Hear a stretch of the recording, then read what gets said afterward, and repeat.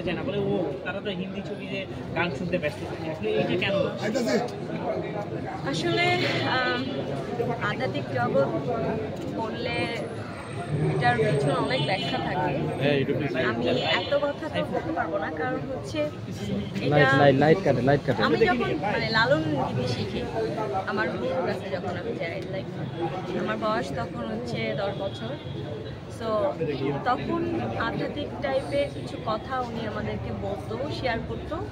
তখন থেকে আমার ওই যে সাইজির গানের প্রতি যে ভালো লাগা কাজ করে লালন, তো ওইখান থেকে আমি মানে ডিসাইড করি যে আমি আধ্যাত্মিক টাইপের গান গাইবো, আর আমি গাইতেও স্বচ্ছন্দ বোধ করি। দ্যাটস ওয়াই আমার এই ধরনের গান গাইতেও ভালো লাগে, এই গানগুলোই আমি গাইবো সবসময়। আচ্ছা, আমরা একটু গানে চলে যাবো, আধ্যাত্মিক গান। আপনি যখন গান গান আসলে আপনার চোখের ভিতরে টলটল পানিগুলো আসলে কেন? গানের ভিতরে আসলে চোখের সম্পর্ক থাকে। আসলে প্রত্যেকটা মানুষের ভিতরে কখনো না কোথাও সেই কষ্ট বা আপসেট কিছু একটা হয়ে থাকে, আর এই গানের কথা এবং সুর কিছু না কিছু ক্ষেত্রে সবার ক্ষেত্রে মিলে যায়।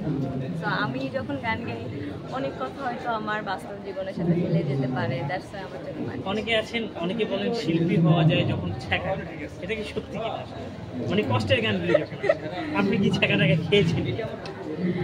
ছ্যাঁকা খাইনি কখনো, বাট ভালোবাসার মানুষের কাছ থেকে ইগনোর যে বিষয়টা যখন আসে তখন একটু কষ্ট লাগে। মানে এখনো ভালোবাসার মানুষ আছে। আচ্ছা, আমরা একটু গানে চলে যাবো।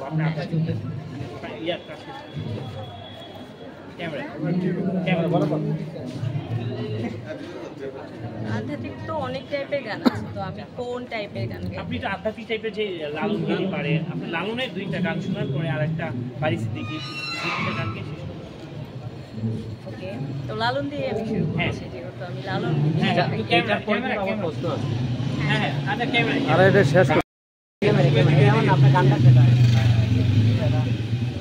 তারে ধরতে